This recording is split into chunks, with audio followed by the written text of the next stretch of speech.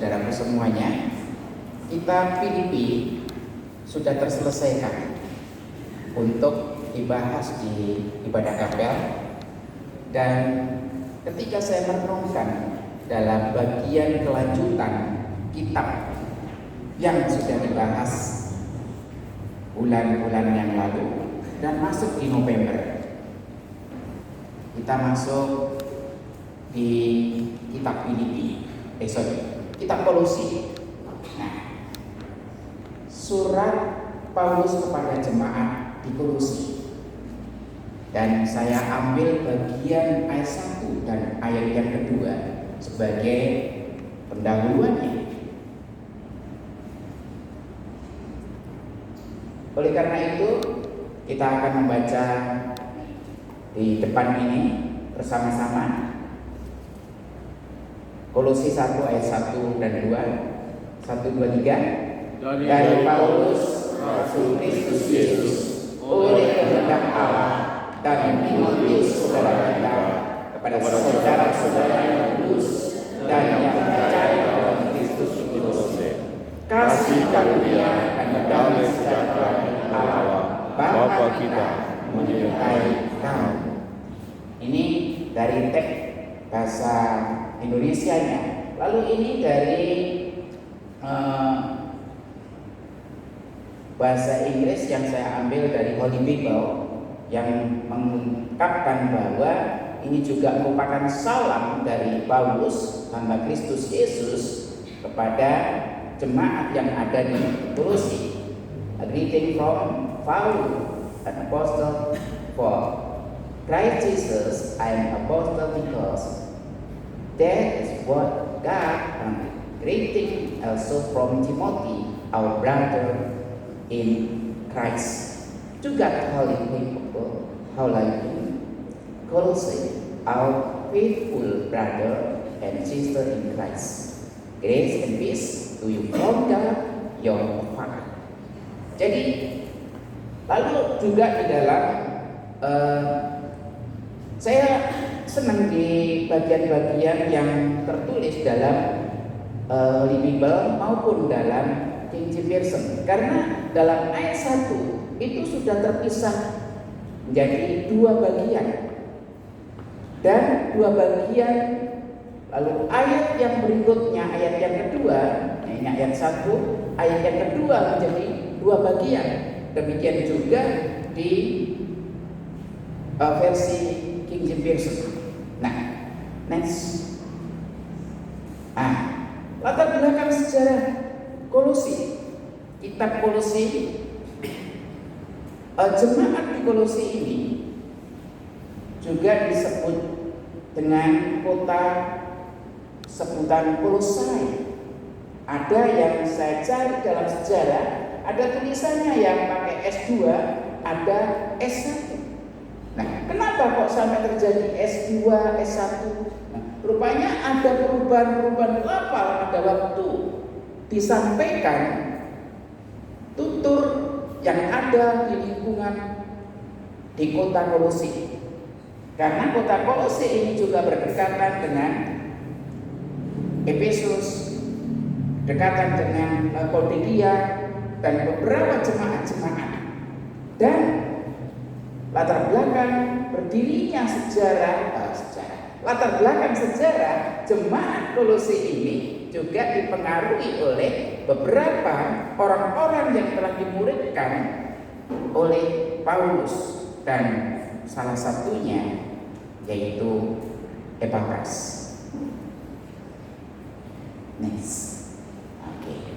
Nah, tulisan kuning ini nggak kelihatan nih.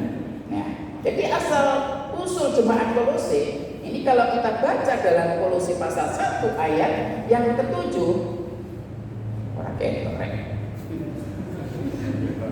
ayat yang ke-7, semuanya itu telah kamu ketahui dari Epafras, kawan pelayan yang kami kasihi, yang bagi kamu adalah pelayan Kristus yang setia. Jadi jemaat di Kolose itu siapa yang mendirikan? Epafras. Yang memulai persekutuan di sana, Epafras. Waktu kemarin kita juga mempelajari dalam teks. Nah, lalu saya cari, benar enggak si Epapras ini yang menulis, yang memulai pekerjaan Tuhan yang ada di Kolose? Ternyata betul. Buktinya apa? Rupanya si Epapras ini bersama-sama dengan Paulus ketika mendampingi di pelayanan berikutnya dan juga ketika ada dalam penjara. Jadi Epapras rupanya dikatakan sebagai pelayan Kristus yang setia. Dan kesetiaan Epapras ini terbukti, ada buahnya. Bukti kesetiaan seseorang itu ada buah. Ada buah, kalau nggak ada kesetiaan itu palsu. Nah, Paulus menyampaikan hal ini dan menuliskannya. Ya. Ini judulnya, yaitu berkaitan mengenali ciri-ciri tulisan Rasul Paulus, karena hanya 2 ayat. Apa ciri-ciri daripada tulisan Rasul Paulus? Ini ada bapak-bapak gereja yang memberikan komentar tentang kitab Kolose yang dikirimkan ke jemaat di sana. Ada Irenaeus. Nah, Irenaeus ini muridnya Polikarpus. Polikarpus itu muridnya Rasul Yohanes. Dalam sejarah, kalau dalam kurun waktu berdekatan, itu sangat akurat. Karena Polikarpus sendiri meninggal hari Sabtu tanggal 22 Februari tahun 155. Jadi masih dekat. Lalu Irenaeus itu sudah dimuridkan oleh Polikarpus. Nah, jadi benar bahwa jemaat yang ada di Kolose itu didirikan oleh Epapras. Lalu suratnya itu juga ditulis benar-benar oleh Paulus. Lalu murid daripada Irenaeus, Tertullianus juga menyatakan betul bahwa kitab Kolose itu tulisan Paulus. Karena pada waktu itu ada banyak tulisan-tulisan yang dikatakan bukan tulisan Paulus. Lalu Clement dari Alexandria juga mengungkapkan betul ini tulisan dari Paulus. Betul jemaat di sana itu yang memulai adalah Epapras. Jadi dari Irenaeus, Tertullianus, Clement menyatakan bahwa kitab Kolose ini betul ditulis oleh Rasul Paulus. Nah, ini termasuk Marcion mengakuinya dan dimasukkan dalam kanon moratoria mereka. Jadi yang orang luar pun juga mengatakan itu miliknya Paulus, surat-suratnya, perkamen-perkamennya untuk jemaat di sana. Nah, dalam hal ini juga kalau kita perhatikan sangat indah ya ayat 1 dan 2 ini. Karena dapat dikatakan sebagai pembuka salam itu selalu dituliskan dalam surat-suratnya Paulus. Kemarin sudah dibagiin audio, sudah dibagiin buku bahasa Bali. Karena kalau melihat dalam ayat-ayat ini sampai berikutnya, saya terkesan dengan Paulus ini yang menuliskannya. Nah, Bapak Ibu, saudara yang kasih dalam Tuhan, ciri dari tulisan Paulus yang pertama, ini adanya identitas pengirim. Dalam ayat 1 dari Paulus, Rasul Kristus Yesus oleh kehendak Allah dan Timotius saudara kita. Nah, saya mencari ini loh, kenapa kok Kristus Yesus duluan? Kenapa kok enggak Yesus Kristus Tuhan? Kenapa kok Kristus Yesus. Nah, rupanya ini juga luar biasa. Saya cari dalam sejarah, ada teks-teks yang berbeda dengan salam yang lain. Lalu dari kurun waktu memang ada perubahan penggunaan kata ini. Tapi kita melihat lebih dahulu. Di sini Paulus yang dikenal dengan misionaris lintas budaya. Kalau kita bicara tentang Paulus, itu saya anggap sebagai orang yang luar biasa dalam misinya, dalam menuliskan literatur begitu rapi, begitu runut, selalu ada kata pendahuluannya dan ada penutupnya. Namanya surat. Kalau surat itu nggak mungkin kalau saudara minta pengajuan proposal langsung, Bapak saya minta uang 50 juta untuk kuliah, nggak mungkin, pasti salam sejahtera. Sekiranya Bapak dalam keadaan sehat-sehat saja. Ini salamnya merayu dulu. Kiranya Bapak punya uang lebih, mohon dikirimkan ke saya. Begitu ya. Nah, Paulus ini itu dalam tulisannya. Lalu dalam misi, kalau kita baca di dalam kitab demi kitab, baik itu jemaat di Korintus, ya dikatakan ketika aku di antara orang Yahudi, aku seperti orang Yahudi. Ketika aku di antara orang Yunani, aku seperti orang Yunani. Ketika saudara dari Sumba seperti orang Bali. Walaupun ngomongnya ya singkeng-keng. Gak tahu sudah didengerin gak itu. Nanti saya bacain ini pendahuluannya, salamnya Paulus dalam kitab Kolose dalam teks bahasa Bali. Iya. Jadi pangahi bagi surat punika saking yang Paulus sanibit saking pakar sanibit desan yang diwasa dari utusan idesan yang Yesus Kristus sang Kristus Yesus biwasaki semeton tiani Timotius. Katoring pakaulan idesan yang diwasa sanibit penering kota Kolose inggih punika semeton sami setia dosa jroning ide sang Kristus ide sang yang diwasa aji iraga pancaya sing pancen wah supretil yang hayu ring semeton sinamnya. Ini yang belakang wes tapi Paulus, saya pikir kalau Paulus ada di Bali pasti akan belajar bahasa Bali. Di sini ada Paulus ya? Ada. Seharusnya seperti Paulus sebagai seorang misi.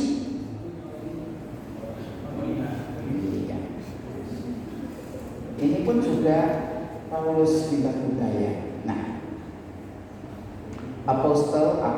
apostolos itu utusan. Nah, jadi konteks ayat ini memberikan indikasi bahwa seorang utusan memiliki status otoritas khusus. Jadi Paulus ketika menyatakan dirinya sebagai utusan Allah, sebagai rasul, itu memiliki otoritas yang datang dari Allah dan memberikan suatu dorongan kepada umat. Dan tulisan-tulisannya luar biasa. Jadi meninggalkan karya tulisan, meninggalkan keteladanan oleh karena kerasulan daripada Paulus. Nah, oke, kita masuk dalam bagian ini, Kristus Yesus. Kenapa kok enggak Yesus Kristus? Rupanya dalam bagian ini Kristus Yesus menunjuk kepada Kristus Sang Raja. Dan pada abad-abad itu seluruh jajahan Romawi itu ada dalam kekuasaan kaisar. Jadi tidak ada pilihan, hanya kurios atau Tuhan, Kristus atau Tuhan. Jadi orang-orang yang umat Tuhan itu hanya di tanah menggambarkan itu. Kalau ada orang tahu, dia juga mengerti, menganggap, berarti sama. Yesus adalah sang raja. Yesus adalah penguasa. Yesus yang menjadi juru selamat. Karena Kristus juga menuju kepada Mesias.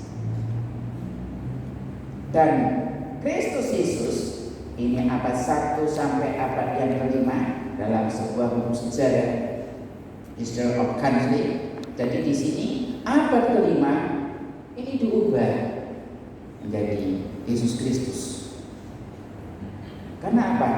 Di sini kita tahu abad kelima itu sudah abad kebebasan bagi orang-orang percaya.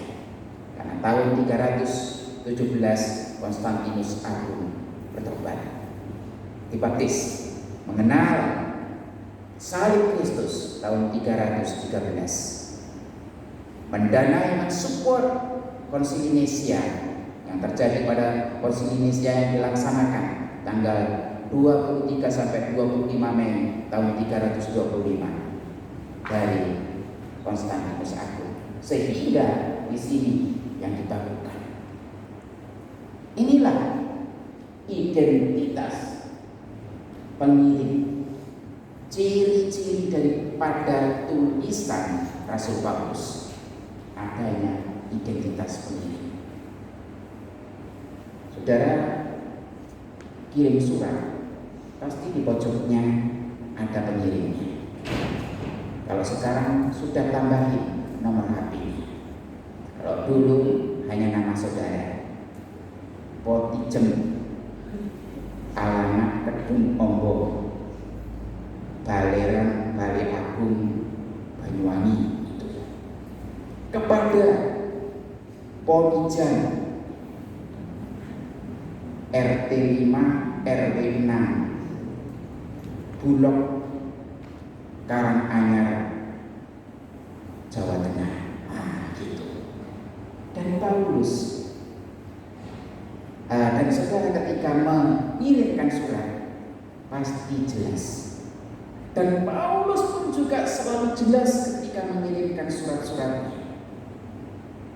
Dan kita tidak menyaksikan lagi bahwa kitab Kolose itu ditulis oleh Paulus, kirimkan ke jemaat di Kolose.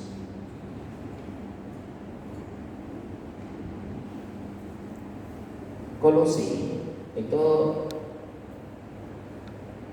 geografisnya tanah yang subur,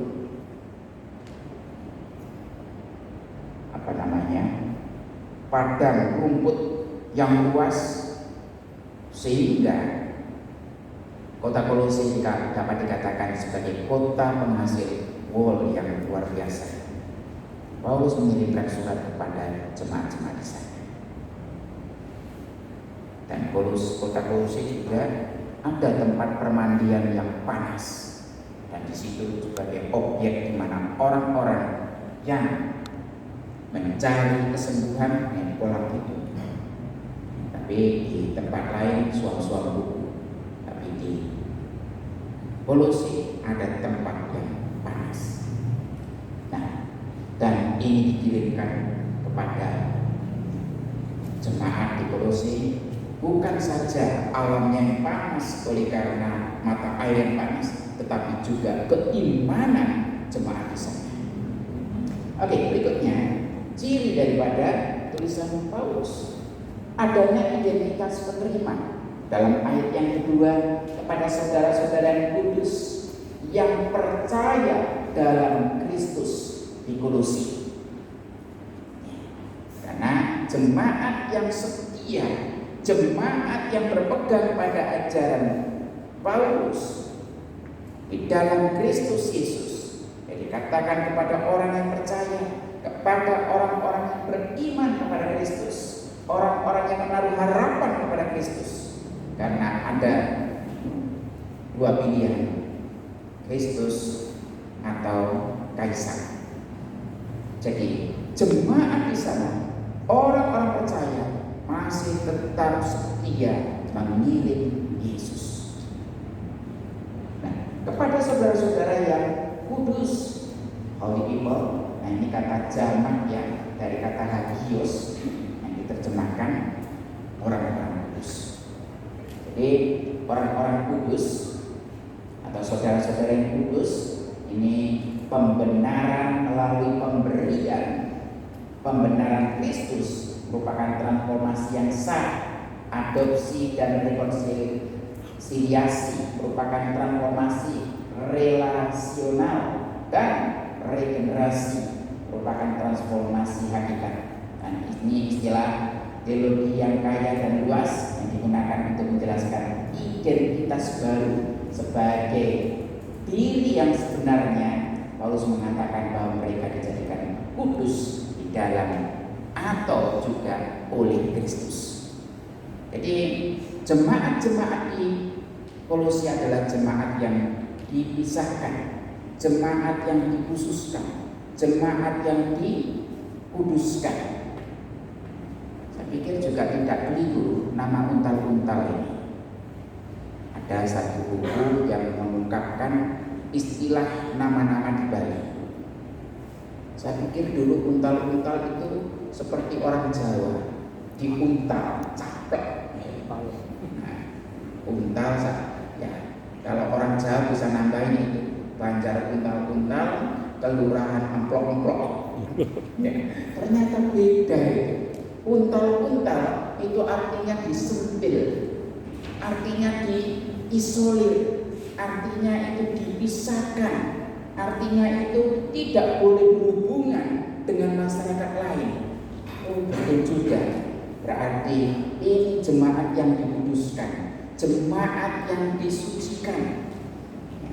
Jadi jemaat mula-mula untal-untal itu sama istilahnya, yaitu jemaat yang disisihkan.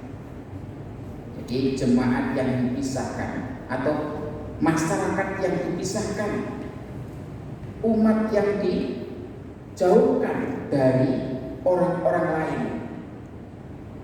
Ya, dari kata untal-untal, disentil, dipisahkan, dicutak, pinggirkan. Nah, jadi jemaat yang ada di Kolose itu jemaat yang sudah dikhususkan pengenalan kepada Kristus dan keimanannya yang kuat dan teguh. Dalam Perjanjian Lama ini dapat dikatakan pemisahan atau pengkhususan. Orang percaya dalam Kristus di Kolose, orang-orang yang telah dikhususkan. Kepada orang-orang kudus. Paulus juga dipilih kepada orang-orang kudus. Berarti kepada umat yang telah dikhususkan, umat yang telah dipilih, umat yang telah disisihkan dari yang lain. Bapak Ibu Saudara yang kasih dalam Tuhan, ini ciri daripada tulisan Paulus. Ciri yang berikutnya, ciri yang ketiga, adanya identitas jaminan. Identitas jaminan apa? Grace and peace to you from God our Father. Jaminannya kasih karunia dan damai sejahtera dari Allah Bapa kita menyertai kamu. Tulisan Paulus sangat menyolok sekali dengan kata ini. Saya bandingkan, oh ini betul. Ya memang ada kitab Ibrani. Oh, tidak. Silakan yang dibahas. Dan identitas jaminan di sini kasih karunia dan sejahtera dari Allah Bapa kita menyertai penyertaan Tuhan, rahmatnya, anugerahnya itu berlaku kepada orang-orang kudus, pada orang-orang yang telah dipilih, disisihkan, orang-orang yang telah dikhususkan. Memang ini sesuatu yang luar biasa, karunia yang diberikan kepada setiap orang percaya di rahmat anugerahnya. Ya, saya bersyukur juga oleh karena anugerah dan rahmat Allah, saya diberikan damai sejahtera. Minggu lalu kaki saya itu bengkak. Gak tahu bengkaknya kenapa. Tapi hari yang kedua baru ketahuan, ternyata musuh bebuyutan manusia, si ular. Hari Senin istri sama saya ikut bersih-bersih, lalu pegang kayu yang di tengah kegelapan karena masih belum ada lampu. Dikiranya tali rafia, dipegang nyet, dirobohin, ternyata ular. Itu barangkali